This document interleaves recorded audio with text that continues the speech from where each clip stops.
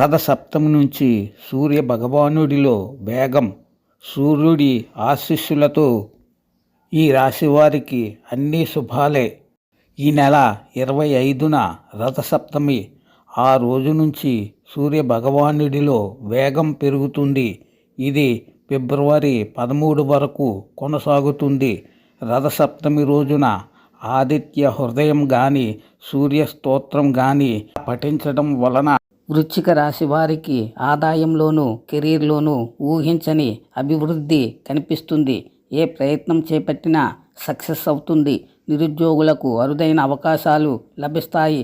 ఉన్నత స్థాయి కుటుంబంతో పెళ్లి కుదిరే అవకాశం ఉంది. ప్రయాణాలు బాగా లాభిస్తాయి.